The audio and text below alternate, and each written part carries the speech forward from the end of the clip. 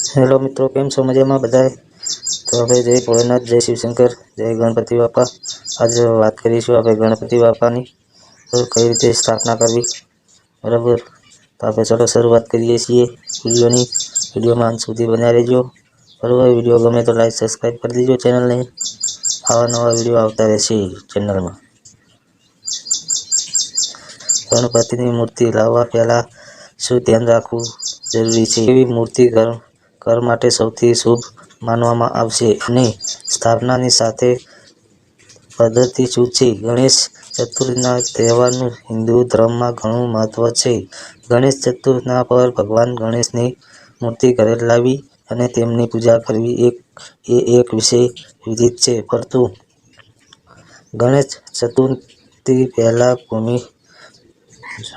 મૂર્તિની પસંદગી અને સ્થાપનાની પદ્ધતિ બંનેને જાણવા મુજબ જરૂરી છે. એવું માનવામાં આવે છે કે પરંપરાગત રીતે માટીની મૂર્તિઓ ગણેશ ચતુર્થીના દિવસે પહેલાં સૌથી વધુ પસંદ કરવામાં આવે છે, જે પર્યાવરણ પર કોઈ નકારાત્મક અસર કરતી નથી અને તેને સરળતાથી વિસ્તૃત પણ કરી શકાય છે. આ સિવાય પિત્તળ, તાંબા કે ધાતુ બનેલી મૂર્તિઓ ઘરે લાવવાની પણ શુભ માનવામાં આવે છે. ભગવાન ગણેશની મૂર્તિ તમારા ઘરમાં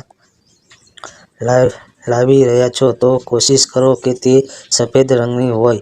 સફેદ મૂર્તિ પવિત્રતાનું પ્રતીક હોવાથી તે ઘરમાં શાંતિ અને સમૃદ્ધિ આપે છે. ગણેશ ચતુર્થીના અવસર પર મોટાભાગના લોકો માટીમાંથી બનેલી ગણપતિની મૂર્તિ ઘરે લાવે છે.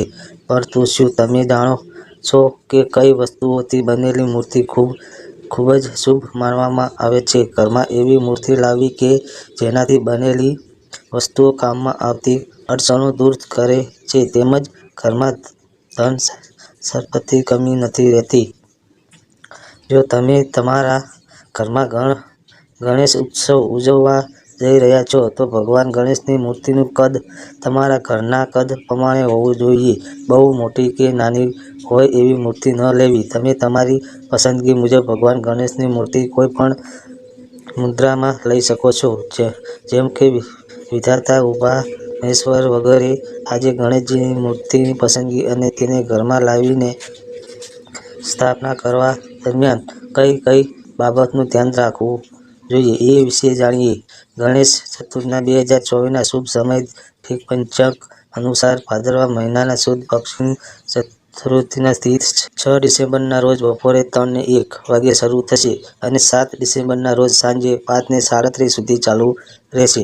ગણેશ ચતુર્થીના ગણેશ સ્થાપના અને પૂજા માટેનો સમય ડિસેમ્બર બપોરે 11 ને 3 થી 1:33 સુધીનો રહેશે. પૂજાનો કુલ સમયગાળો 2 કલાક ને 31 મિનિટનો છે. જ્યારે પણ વિસર્જન 17 ડિસેમ્બરના રોજ થશે. તમે ભગવાન ગણેશની મૂર્તિ ઘરે લાવો ત્યારે ભગવાન ગણેશની સૂંઢ તેની ડાબી બાજુ નમેલી હોય. આવી મૂર્તિ ખૂબ જ શુભ માનવામાં આવે છે. કઈ પ્રકારની મૂર્તિની શું અસર થશે? જો તમે ગણેશ ચતુર્થીના અવસર પર ભગવાન ગણેશની ચાંદીની મૂર્તિ તમારા ઘરમાં લાવશો તો તે તમને ખ્યાતિ અપાવશે. આંબા, પીપળા અને લીમડાના લાકડામાંથી બનેલી મૂર્તિ લાવવાથી ઉર્જા અને સૌભાગ્ય મળે છે. પિત્તળની મૂર્તિ ઘરમાં લાવવાથી ધન, સુખ, સમૃદ્ધિ અને ખુશીઓ આવે છે. લાકડાની મૂર્તિ ઘરે લાવવાથી સારું સ્વાસ્થ્ય અને લાંબુ આયુષ્ય મળે છે. સ્ટીલ ગણેશની મૂર્તિ ઘરમાંથી વાસ્તુ દોષ દૂર કરે છે અને સુખ અને સૌભાગ્ય લાવે છે. વિવાહ યુગલો માટે તાંબાની ગણેશની મૂર્તિ ખૂબ જ શુભ હોય છે. ગાયના છાણમાંથી બનેલી ભગવાન ગણેશની મૂર્તિ સૌભાગ્યનું પ્રતીક માનવામાં આવે છે.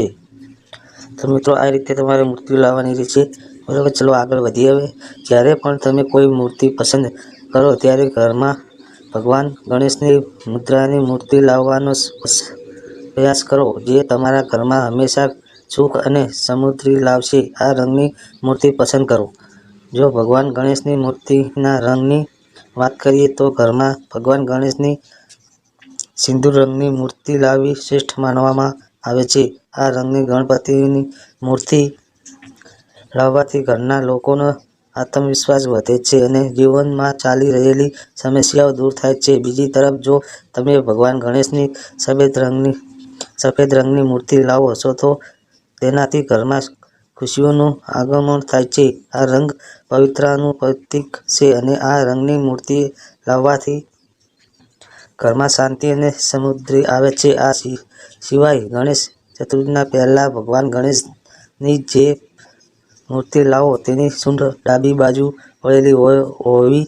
આવી મૂર્તિ લાવવાથી સમૃદ્ધિ અને સુખ મળે છે. જ્યારે ભગવાન ગણેશની જે મૂર્તિ જમણી બાજુ સૂંઢ વળેલી હોય તેને ઘરે ન લાવવી જોઈએ.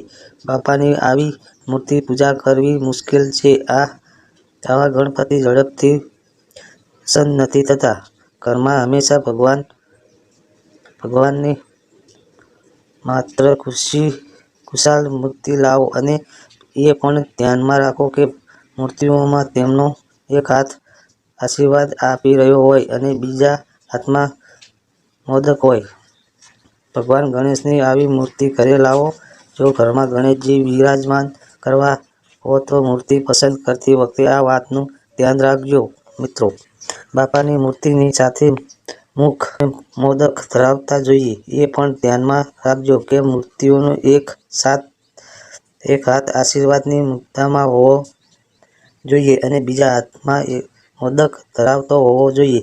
કહેવાય છે કે ભગવાન ગણેશની આવી મૂર્તિ ઘરમાં લાવવી ખૂબ જ શુભ માનવામાં આવે છે. જ્યારે પણ તમે કોઈ મૂર્તિ પસંદ કરો ત્યારે ઘરમાં ભગવાન ગણેશની બેઠેલી લાવવાનો પ્રયાસ કરો જે તમારા ઘરમાં હંમેશા સુખ અને સમૃદ્ધિ લાવે છે.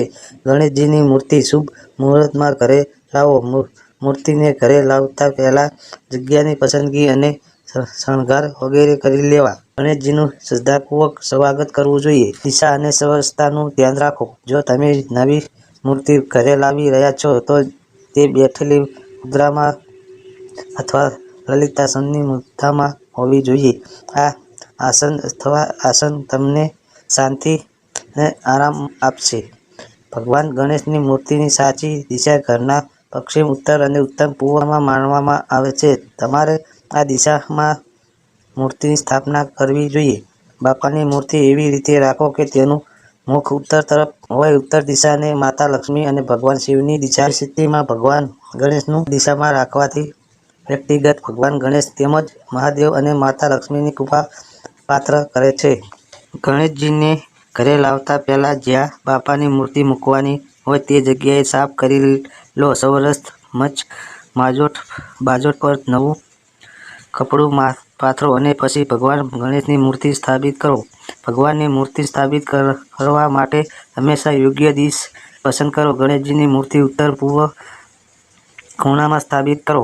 તેમનું મુખ ઉત્તર દિશામાં રાખવું જોઈએ. બાપાની મૂર્તિ સાથે રિદ્ધિ સિદ્ધિ જરૂર રાખો. જો તમે ગણેશ ચતુર્થી પર બાપાની મૂર્તિ ઘરે લાવતા હો તો પહેલા તે જગ્યાને સાફ કરો. આ પછી ઘરે બાપાનું સ્વાગત કરો. ગણેશ મૂર્તિની સ્થાપના કરો. હવે તેના પર શુદ્ધ ગંગાજળ છાંટો અને પછી મૂર્તિ પર અક્ષત ચડાવો. ભગવાન ગણેશની સાથે રિદ્ધિ અને સિદ્ધિની પણ સ્થાપના કરો. નિયમિત પૂજા પાઠ કરો અને ભોગ ધરાવો. જો તમે ઘરમાં ભગવાન ગણેશની સ્થાપના કરી હોય તો જ્યાં સુધી તેઓ તમારા ઘરમાં તેમની યોગ્ય રીતે પૂજા કરે છે દિવસમાં ઓછામાં ઓછા 3 વખત ભોગ ચડાવો. આ સાથે ગણપતિ બાપાને ફળ, ફૂલ, મીઠાઈ અને મોદક અર્પણ કરો. ભગવાન ગણેશને મોદક ખૂબ પ્રિય છે. દરરોજ ભગવાન ગણેશની આરતી અને મંત્રનો જાપ અવશ્ય કરો. ગણેશજીની મૂર્તિ જ્યાં મૂકવાની હોય તે જગ્યાને ગંગાજળથી શુદ્ધ કરો અને એક બાજોટ કે ઊંચા સ્થાન પર લાલ કપડું પાથર્યા પછી ગણેશજીની મૂર્તિ મૂકો. ગણેશજી ચતુર્થી પર કેવી રીતે સ્થાપના કરવી? ગણેશ ચતુર્થીના દિવસે સવારે અથવા બપોરે કોઈ શુભ સમયે મૂર્તિની સ્થાપના કરો. તમે કોઈ પણ પંચાંગમાંથી શુભ સમય જાણી શકો છો. ઘરની ઉત્તર કે પૂર્વ દિશામાં મૂર્તિની સ્થાપના કરો. આ સ્થળ સૌરસ્થ અને શાંત હોવું જોઈએ. મૂર્તિ સ્થાપિત કરવા માટે મંડપ સજાવો. તમે મંડપને ફૂલો, રંગોળી અને દીવાઓથી સજાવી શકો છો. મંડપમાં કળશ સ્થાપિત કરો. ગંગાજળ, કુમકુમ, ચોખા, કેટલાક સિક્કા અને આંબાના પાન મૂકો. કળશની સામે મૂર્તિ સ્થાપના કરો. મૂર્તિના પગ પાસે એક નાનો દીવડો પ્રગટાવો. મૂર્તિને ગંગાજળથી સ્નાન કરાવો. ત્યારબાદ ધૂપ, દીપ અને ઇત્ર ચડાવો. ગણેશ ચતુર્થનો પાઠ કરો. મૂર્તિને ફૂલોથી શણગારો અને ચંદનનું તિલક લગાવો અને અંતે ભગવાન ગણેશના આશીર્વાદ લો. ભગવાન ગણેશની મૂર્તિને નિયમિતપણે ફૂલ અને પાણી અર્પણ કરો. મૂર્તિ લાવો છો તો રિદ્ધિ સિદ્ધિને ગણપતિ બાપાની મૂર્તિ પાસે રાખો અને હોય તો તમે સોપારીને તેમના સ્વરૂપમાં પણ રાખી શકો છો. ત્યારબાદ ગણપતિની કરો. ગણેશ સ્થાપન પછી આ નિયમનું પાલન કરો. દરરોજ સવાર સાંજ ગણેશજીની મૂર્તિની સામે દીવો પ્રગટાવો અને પૂજા કરો. જ્યાં સુધી ગણેશજી તમારા ઘરમાં રહે છે ત્યાં સુધી તેમને દિવસમાં ઓછામાં ઓછા 3 પ્રકારનું ભોજન અર્પણ કરવું જોઈએ.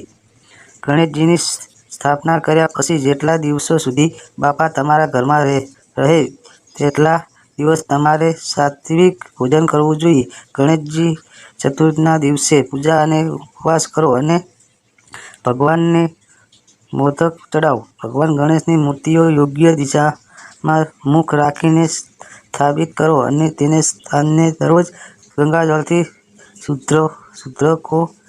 ભગવાન ગણેશની પૂજા કરી વખતે સ્વચ્છતા અને શુદ્ધતાનું ખાસ ધ્યાન રાખો. જય ગણપતિ બાપા. બરાબર, આ તમને વિડીયો કેવો ગમ્યો છે તો ગણપતિના બાપાના હિસાબે ચેનલને લાઈક, સબસ્ક્રાઈબ કરી દેજો મિત્રો. અને આવા નવા વિડીયો આવતા રહેશે. બરાબર, જય માતાજી, જય ભારત, જય દ્વારકાધીશ.